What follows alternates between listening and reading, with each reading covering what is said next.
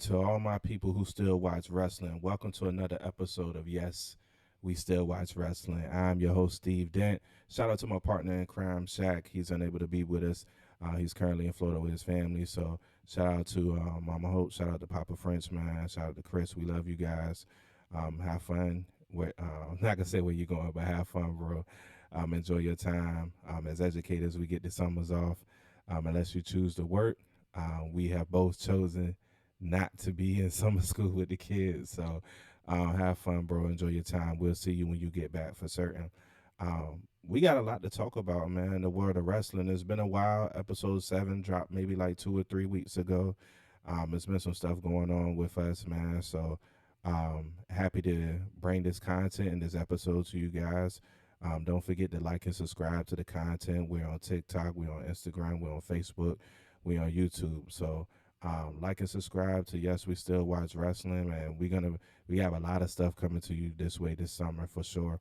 A lot of different things, a lot of different segments, some stuff that we're working on. But with all that being said, man, let's get into it, man. It's something I wanted to talk to you guys about. We actually tried to record an episode before he left, but we experienced some technical difficulties, man. So um, something that we both wanted to talk to you guys about, but I'm gonna talk to you guys about now. We're gonna open. I open it with this. It's gonna be talking about Ricochet. Now this is, I want to say, as of 2 3 weeks ago.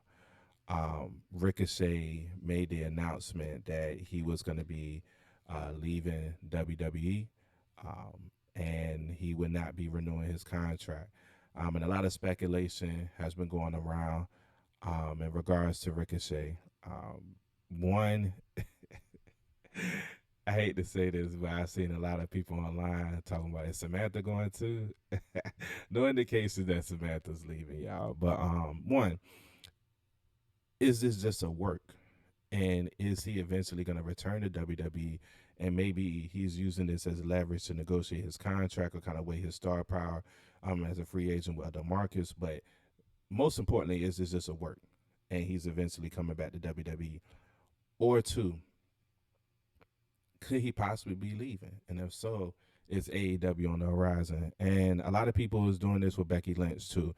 Now, Becky Lynch, me personally, Triple H, if you didn't watch the Pat McAfee show with Triple H, Pat McAfee did a great interview with Triple H, and he even slipped up and said that she's on hiatus right now. He didn't say she had left the company. He said that she was on hiatus. So what that says to me is that she'll be coming back. Now, Ricochet's situation is different. Nobody saw this coming. I personally would love for this to be a work, simply because if you listen to the Busted Open podcast, shout out to Bubba Ray Dudley, man. He had a great suggestion, a great booking idea in regards to Braun Breaker kind of stalking Samantha Irvin until Ricochet comes back, and then Ricochet makes his dramatic return, which still could happen because I'm recording this episode is June 25th on a Tuesday. If you watched Monday Night Raw last night, you saw that Braun Breaker and Sami Zayn officially will be competing for the Intercontinental Championship at Money in the Bank. It's very possible that Ricochet could come out, and Ricochet could cost Braun Breaker the Intercontinental Championship. So it's a lot of different scenarios. I personally would love for it to be a work. I think he got, with his athleticism, him being the greatest high flyer of all time, he got a chance to take that Kofi Kingston type leap and have that moment, that underdog moment, you know. Um, but I'd be lying to you if I didn't say that AEW probably is the best move for Ricochet, and I'm gonna tell you why. I believe AEW is the best move. All right, so let's say everything happens that I just said, right? That they do give him a push finally, and he does get his Kofi Kingston moment, right? Now, granted, we are in the Triple H era. We're in the Paul Levesque era. We're not necessarily in the Vince era no more, right? But what happens after he wins? Is it just a moment, or does he stay in the main event picture? Like, let's say he was to win a world title, right? Later down the line, does he stay in that picture, that main event picture, or is it just a moment like Kofi Kingston was? They gave Kofi Kingston, I want to say, a strong 5 to 6 month run, and then he lost in 8 seconds to Brock Lesnar. So I, for that reason alone, I'm gonna say, because in my opinion, when he goes, if he goes to AEW, if he goes to AEW, he's immediately a main event talent over at AEW because of everything that I just said. His athleticism, Ricochet can cut a promo. His promos are very underrated. He can cut a promo, but for the most part, Ricochet's athleticism, he's a great in ring wrestler. Beyond the high flying, he's a great in ring wrestler. And his style meshes so perfectly with AEW and what they're trying to put out, because their quality matches over production, right? They don't care as much as the production part as WWE. As of right now, they don't necessarily even care about the storylines as much as WWE. They're focused on putting on quality matches week after week after week and having pay per views that just knock it out of the park, right? I think Ricochet immediately, and Shaq made a point that AEW's roster is kind of congested right now. So for him, he said that he would love for Ricochet to go to TNA. That way he could still have that crossover with WWE, which is also a possibility now that they're doing the TNA crossovers. We could see Ricochet in TNA, and that way he can easily make his transition back to WWE at any given time. But for me, I would say he's immediately a main event talent for all those reasons. And he gets an immediate push. And even though the AEW roster is congested right now, it's a lot of talent over there. I think they make an exception for Ricochet. So I don't think they would have done that for Chad Gable had he left. For Ricochet, I think they do that. So long story short, man, we gotta wait to see what happens with Ricochet, man. I'm a Ricochet fan. If you're not familiar with Ricochet and where your tour guides back into wrestling, go back to NST, man. Go back to NST. Watch the match with Adam Cole. Watch the match with my favorite Ricochet match of all time. Personally, is the match with him and Velveteen Dream. I can't think of which NST it was. It might have been NST Phoenix, or it might have been Chicago. No, it was NST Chicago. It was NST Takeover Chicago. Um, Go back and watch that match, man. Ricochet is a hell of a wrestler, man. So much love and respect to him. Wish him the best going forward. Um, Next, it's not gonna be a long episode, y'all. It's just me. There's no need for me to come up here and talk y'all to death. We're gonna have some. I'm gonna present some stuff to you guys. Hopefully, y'all talk to us, man. That's what you follow us for. In the words of Vigilante Talks, man. Shout out to Vigilante Talks. He's putting out some great content right now. But in his words, man, that's what you follow us for, to talk, man. So let's debate these topics and everything else. But moving on. Speaking of AEW, wanted to talk about Will Ospreay real quick. Um, I just mentioned that for AEW, they're not necessarily as worried about the storylines. Now with that being said, they do a good job of building up to the pay per view, right? Um, I wanted to give a shout out to Will Ospreay, because when it was first announced that he was going to be having an AEW World Heavyweight Championship match against Swerve Strickland, I was like, wait, hold on. He just literally, it was announced the day after, I want to say.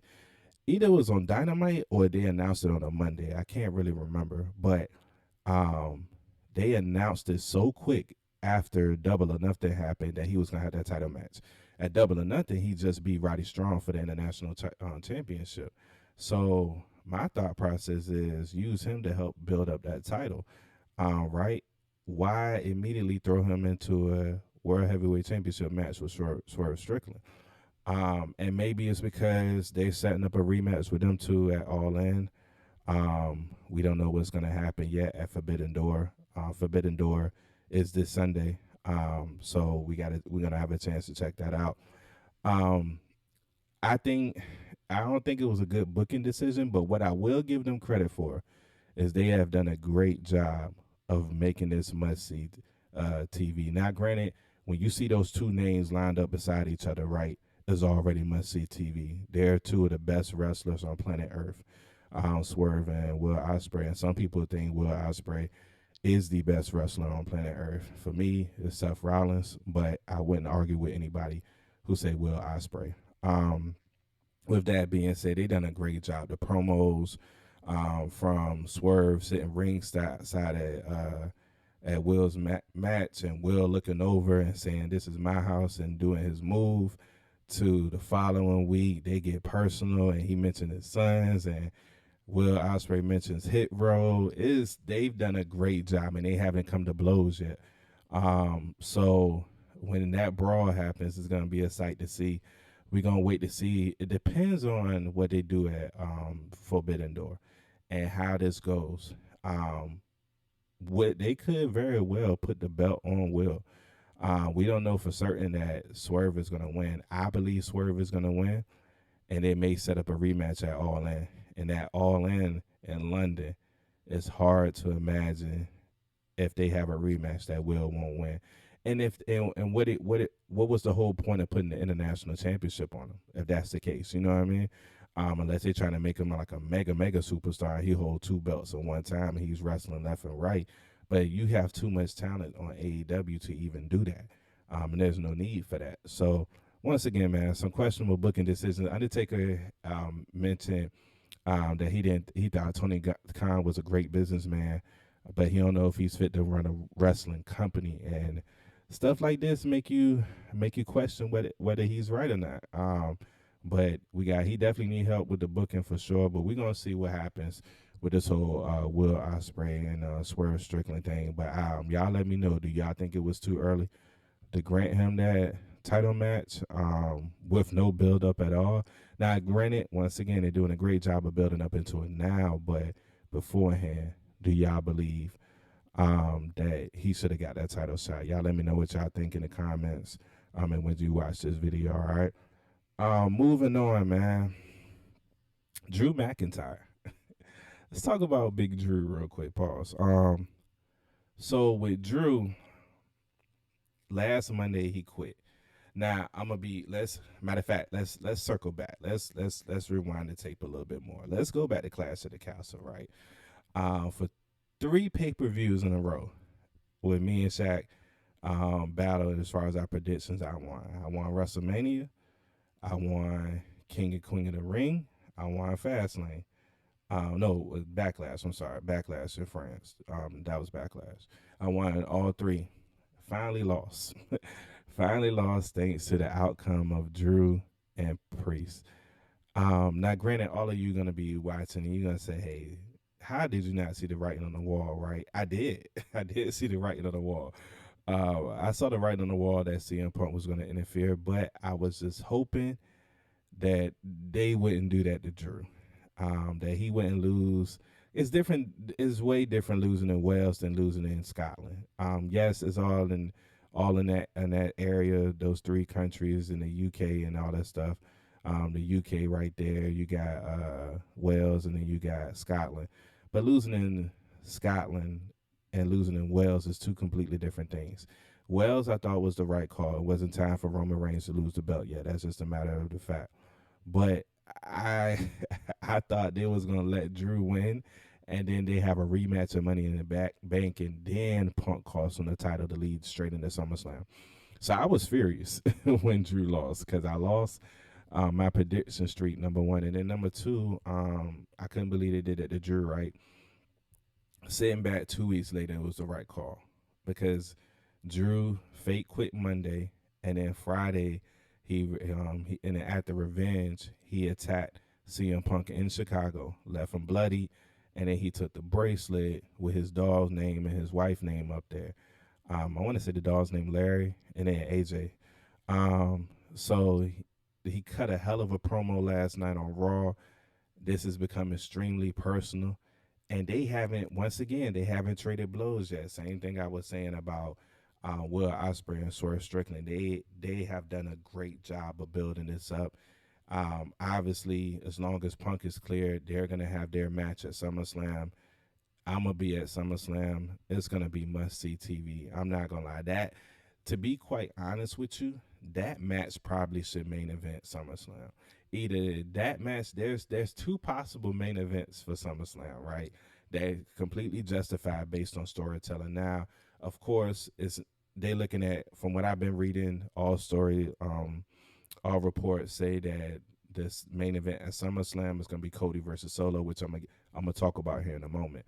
Um, but there's two matches that could main event over that match: Drew versus CM Punk, and it would be justified, and Liv Morgan versus Rhea. We're not gonna talk about Liv versus Rhea yet. I'm gonna save that because I've already put out some content in regards to Liv and Rhea. But that very well, it's a lot of drama going on in the Judgment Day right now, which we're gonna talk about here in a few.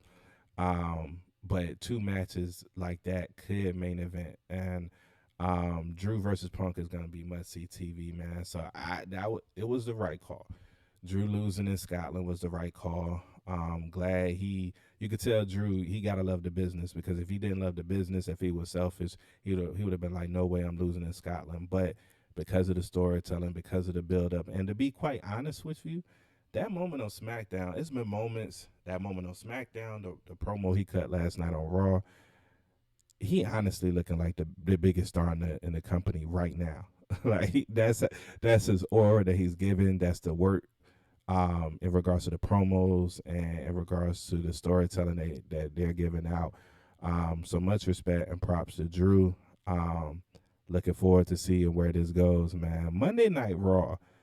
Last week in wrestling, man, was crazy between Monday Night Raw and SmackDown. But Monday Night Raw lately has been hitting on all cylinders, man. So yeah, y'all let me know which show y'all think is better right now. Um, Two more things and then, well, actually three more. Two more things and then we're gonna get to the main event. So, Cody Rhodes, man. I every time I swipe my phone on Instagram, right, or Twitter, I see a lot of people saying that they're not impressed with Cody Rhodes' title run and that is boring, right? I think people need to chill out. And here's why I think people need to chill out. People need, excuse me, people need to chill out simply because we're just coming off of the greatest WWE title run of all time. I'm not gonna say in all promotions, even though I really want to say that, right? I really, really want to say that. Definitely bigger than any title run in WCW. I'll put it over Hulk Hogan's Hulk Hogan's title run, but that's just me. But I would at the very least say it's the greatest title run in WWE history. Um, and what made that title run so great was Roman Reigns. There's only two matches that I can think of off the top of my head that wasn't good. In a 4 year span. So great matches, great moments, classic promos, classic moments, or what may have you, classic storytelling. Not only is it the greatest title run of all time, but it is the greatest storyline of all time, in my personal opinion. Right. So with all of that being said, that's a tough act to follow, man. And people got to be fair, and people got to give this time. What Cody is missing in this whole thing is a true rivalry, right? His ultimate rival of his ultimate rival of Roman Reigns doesn't exist right now, right? So we have to give this time. We have to get this time to see where it goes. They did a good job with him and AJ. Him and AJ put on some great matches. It looks like the next rivalry is going to be with Solo. We got to get this time to build. So Cody has put on great promos. He's put on great matches. He hasn't given us a classic match yet, but he's put on some great matches, man. So y'all give it time. Give it time to see where this goes. I think his title run gonna go to another level if they give him a rivalry with Randy Orton. That's what I want to see. I want to see Cody versus Randy and how they're gonna build up that storyline. And that's the problem. Cody don't have an intriguing storyline. Like right now, I'll give you an example real quick, and we're gonna talk about that next. With Damian Priest and Seth, there's intrigue because you don't know what's gonna happen, right? With Cody, you know what's going to happen. There's been no match since he won at WrestleMania where you could sit back and say, man, I really didn't know who was going to win that match. No, we all knew Cody was going to win that match, right? So there's not that level of intrigue of whether he can lose or whether he want not going to lose. The storyline with AJ fake retiring, like the Mark Henry style, that was good, but it's still missing that intrigue of whether he could really lose or not, right? Um, so he doesn't have a storyline outside of the fake, what I'm saying, retirement with AJ Styles that we could sink our teeth into. So we just gotta give it time, man. Give it time, people. Give it time. Like let's be fair about this when it comes to Cody. I think Cody's doing a great job as a champion. I think his championship run is good so far. And got a chance to be great. So we're gonna see what happens. So let's go into right what I was the reference I made in regards to that. Seth and Drew, I have a prediction. So if you didn't see Monday Night Raw last night, obviously as of last week, it's official that Seth and Drew are gonna face each other at Money in the Bank, excuse me, for the World Heavyweight Championship. Um, they made a gentleman's bet last night on Raw that if Seth loses, he can no longer challenge for the World Heavyweight Championship while Damian Priest is champion. But if Damian Priest loses, he has to leave Judgment Day. Damian Priest right after accepts and says that I'm the champion. As far as I'm concerned, the Judgment Day needs me way more than I need them. So obviously, there's two scenarios, right? One, as you notice, there's a lot going on. It's a lot going on not only with Liv and Dom, but with Finn and Liv. And I personally think that eventually Finn is going to take over the Judgment Day as the leader. He's gonna bring on, and I've said this before. If this prediction comes true, I am gonna edit the video. And I'm gonna put it out, and I'm gonna say I told y'all because like maybe a month and a half ago, I said that my prediction is that Finn is gonna take over the Judgment Day, and Liv is gonna join Judgment Day. Dom is gonna stay. Rhea's gonna leave because she's heartbroken, and Priest is gonna leave. I just didn't know how Priest was gonna leave, and they're building up to that. Liv and Finn have been working together. I wouldn't even be surprised if Liv is really in love with Finn, but he's used. I'm sorry. I wouldn't be surprised if Finn as I cannot talk. I wouldn't be surprised if Liv is really in love with Finn, but using Dom to get at Rhea. So yeah, man. It's a lot going on with that. But the other scenario, and here's my prediction. Now I still think that other scenario that I just said is gonna happen. I do think Finn and the Judgment Day eventually gonna cost Priest the title. But I just don't know if it's gonna happen yet. I don't know if it's gonna happen at SummerSlam. It could, but I don't know. But here's my prediction. There's a certain return that everybody has been wanting, right? And this is a wild card prediction. This is a shot in the dark. Which one is most likely going to happen is a scenario that I just told you of Finn costing Priest the title at Money in the Bank, and Priest has to leave the Judgment Day. That's more than likely what's going to happen. So what I'm about to say is it's a wild card prediction, right? But let's think about it. And y'all more than welcome to tell me if it doesn't make sense. All right. There's a return that everybody has been waiting on, and that's the return of our tribal chief, Roman Reigns. And everybody is right now wanting him to come back as a face, right? Here's if you're like a true Roman Reigns fan like I am. I've been a Roman Reigns fan since he entered as a Shield, right? So I've been, if you call it day one, I've been a day one Roman Reigns fan, right? If you look at it from all the interviews he's done, Roman Reigns has indicated relentlessly that number one, when the Shield broke up, he never wanted to be a good guy. He always wanted to be a heel. When he eventually became a heel, Roman Reigns has came out publicly multiple times and said he wants to stay a heel for the remaining of his career.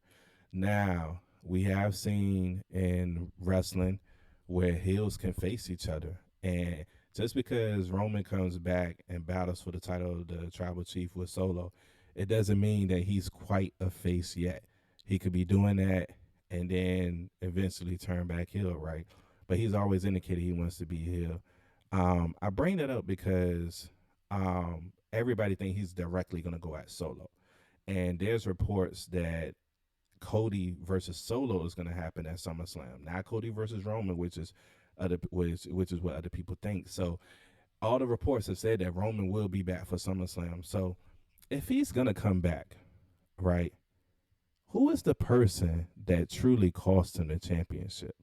Who is the person that he hasn't been able to forgive since what happened 10 years ago? Who is the person that he has the most unfinished business with? And that person is Seth Rollins. And remember Seth Rollins' stipulation. As long as Damian Priest holds the title, he can no longer challenge for the World Heavyweight Championship. What better way for Roman to get revenge on Seth? Because this whole time, look at what Paul Heyman has been saying. Paul Heyman has been saying, hey, y'all still supposed to hold him in check until Roman Reigns gets back, which means if the bloodline just holds him in check, eventually when Roman Reigns is ready to deal with Cody Rhodes, he would deal with Cody Rhodes. But what if this whole time he has been thinking of nothing more than to get back at Seth Rollins? What if that's the case? We all have heard that he's planning for a mid-July return to build into SummerSlam, right? What if he comes back at Money in the Bank, spears Seth viciously, and costs Seth the match and the chance to challenge for the World Heavyweight Championship as long as Damian Priest is champion? Now, Damian Priest may not be champion for much longer because he got that match with Gunther at SummerSlam, and I think Gunther is either going to win at SummerSlam or he's going to win at Bash in Berlin. That's just my personal prediction. But what if Roman comes back, costs Seth the match, and we get Seth versus Roman at SummerSlam? That is my prediction. All right, I think once again, the other scenario with Finn and Judgment Day and Liv Morgan costing Priest the championship, that's more than likely to happen. So that's a more likely scenario. But my prediction is that Roman's not coming back for Solo right now, and he's not. And also think about this. So for those of you that's going to say, well, Roman is on SmackDown. No, he's not. Remember the first thing that Paul Heyman did draft night, the first announcement made was that Roman Reigns was pulling his name out of the draft, which means that Roman can show up to either Raw or SmackDown right now. He does not belong to any promotion. He can show up for either brand. That's how he gets away with it, and that's how he shows up on Raw Monday. And I don't know if Seth's going to challenge him or he's going to challenge Seth, but I can see him coming out saying that they have unfinished business and they have that match at SummerSlam. And it's going to be a one-time thing. I don't think it's going to be multiple matches after that. He's going to take care of Seth and beat Seth at SummerSlam and then move on and handle the unfinished business with the bloodline. That's my prediction. All right. Let's see if it happens. So, last thing real quick, main event time. And then we're going to get up out of here. All right. If you've been following wrestling for the last 2 weeks, not even if you've been watching, if you new to it and you've been watching just for the past 2 weeks, even if you don't watch wrestling, this is how big this has been, right? The Wyatt Six, which I love that name, by the way. But the Wyatt Six, let's talk about that real quick. First of all, their debut, phenomenal. I think their debut was better than any of Bray Wyatt's returns, even with him as the Fiend and him when he came back as just himself. And I think Bray would have loved that. That's not a diss to Bray. I think Bray would want that. I think Bray was looking down, smiling. That was a hell of a debut. A lot of people thought that was Braun Strowman laying on the floor. I knew that one was Braun Strowman. Dude was bald that was laying on the floor. Braun Strowman, he needs to go bald, but Braun Strowman has his hair. So that's how I knew it wasn't Braun Strowman. They did lay out Chad Gable, though. And then they've been interrupting Pat McAfee's shows. I don't know if y'all been paying attention to that. Pat McAfee wasn't on Raw last night. They did another promo with Nikki. I don't know if she's Sister Abigail right now or not, but I'm going to just call her Nikki Cross. When Nikki Cross came out after they did the Fiend like blackout, and she came out and scared Chad Gable to a corner, but she handed Michael Cole a box, and in that box was a VHS tape. And when they played it, it was an interview between. It was like almost not. I don't know if it was an interview, but it was a sit down between Uncle Howdy and Bo Dallas, and I was extremely happy to see that because the one thing, in all honesty, when they first did it, when Bray introduced the Uncle Howdy character, I wanted to see Bo Dallas, man. I was a Bo Dallas fan in NXT, and it had been a while since we seen him on camera, and it was speculation, and we pretty much knew that was Bo Dallas's Uncle Howdy, right? But now I like this era because, like Shaq said weeks ago, they stopped playing us like we stupid. And everybody knows Bo Dallas is Bray Wyatt's brother. Everybody knows that. Everybody knows that certain people are in relationships, like so they're done playing with us like we're stupid.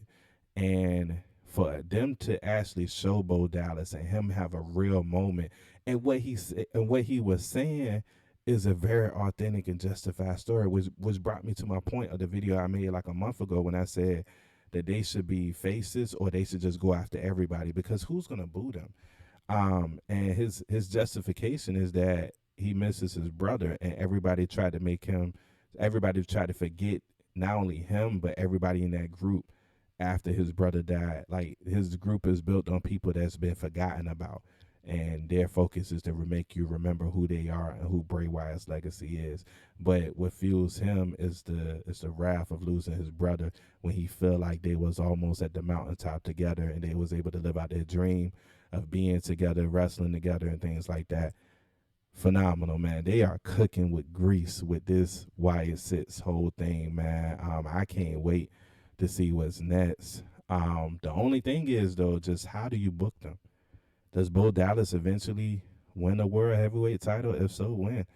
Um, how do you book them? They're almost like an unstoppable force. So, and if he does win, how does he lose? This whole situation, I think they start from the bottom and work their way up.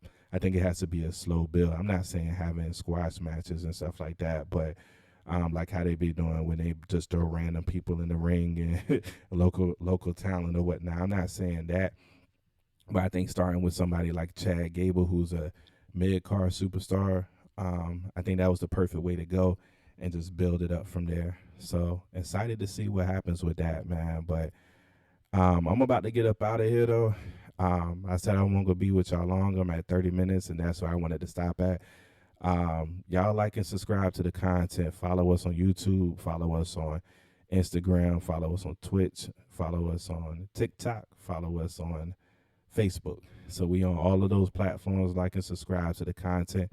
Let me know what you think about everything that I said. And yeah, thank you for taking us out. Until next time, this is Yes We Still Watch Wrestling. Y'all have a blessed week. I wanted to take a time to dedicate this episode to my brother. So Otis Dent Jr. If you watching, man, I love you, man. Stay strong. And God got you, bro. All right, love y'all. Y'all have a good week.